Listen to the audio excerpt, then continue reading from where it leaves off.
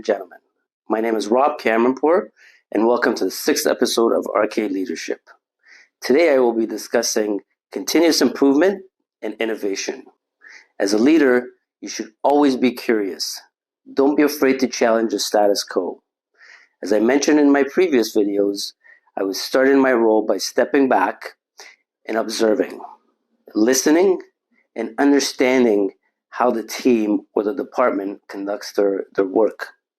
What processes and procedures they use. What training materials and tools do they have to complete their tasks. Then I would talk to them about what they think the barriers are, what they're lacking, and how can they be more productive, efficient, or safer doing their work. After figuring out where the gaps are, you develop initiatives for continuous improvements.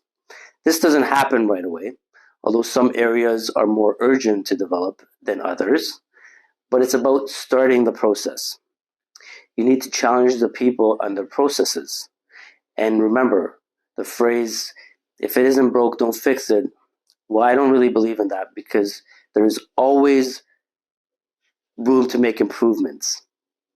You need to motivate your teams to develop and try new ideas, to make their work easier, faster, and more accurate, etc. Believe me, most of the innovative ideas comes from the people that are closest to the work, not you as a leader. Also, ask your clients, what can we do better? Again, learn and listen from the people that are outside your organization. You have to be open and listen to ideas that come from the outside of your organization. You can't have an ego that stops you from becoming better. I will provide you with a recent example from the previous organization I worked at. We had a patented product and we went up against a few larger competitors in the industry. And we were conducting projects for a very large client, and they kept receiving feedback from their contractors in the field that our product was time-consuming to install in certain cases. This feedback was very valuable to me. As we were in the midst of scaling and going to be working with this customer, it was very important for us to listen to their concern and come up with a solution if we wanted to compete. Therefore, I called in our senior engineers and presented the issue to them and asked them, how can we resolve this issue? And what do they require from me?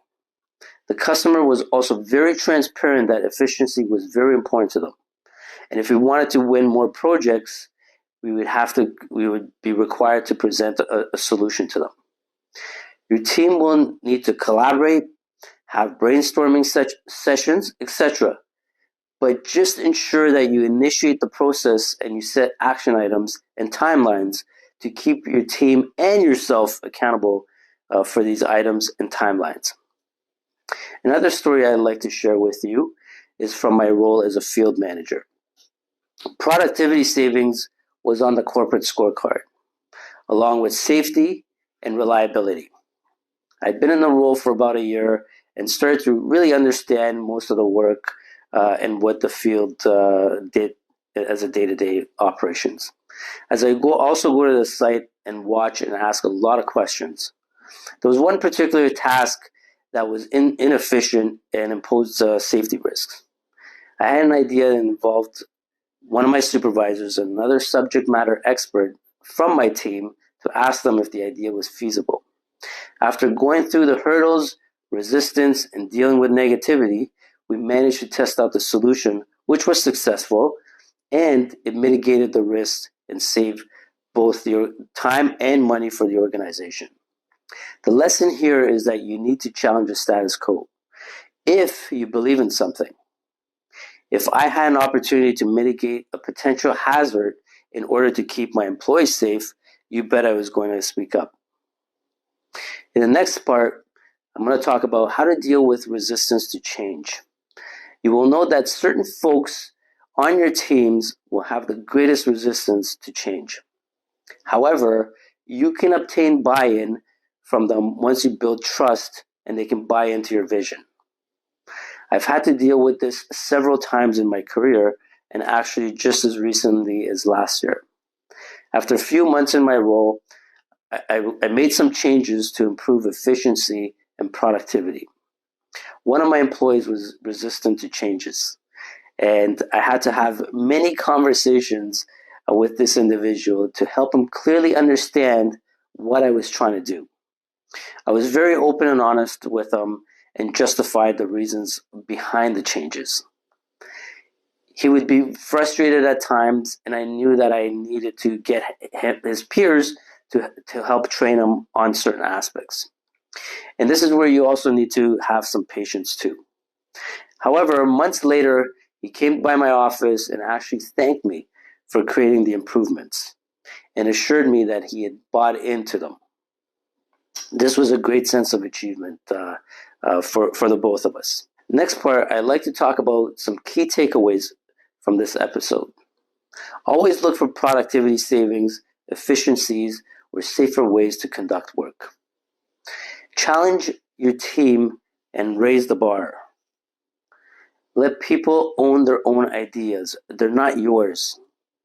Speak to customers, manufacturers, or vendors about how your organization can improve and make those improvements. Experiment and take risks by constantly generating small wins and learning from the experience. If it isn't broke, don't fix it is an old saying. It's not about fixing, it's about making things better. A car always had 4 wheels and an engine. Why has it evolved so much? Think bigger picture. Risk-taking involves mistakes, failures, disappointments, but you treat them as opportunities for learning and growth. Do you know what the definition of insanity is? Doing the same thing over and over again and expecting different results. Think about that one. Don't have any fear of trying or fear of failing. Don't what if yourself to death. Innovation means change, and change requires leadership. Leaders see opportunities where others don't. They don't wait for permission or instructions before jumping in. One rule that I include in my list of expectations is if you come to me with a problem, you should have a solution that you're going to propose as well. Now, whether the solution is good or not is irrelevant. It gets people to think in terms of solutions, not just problems.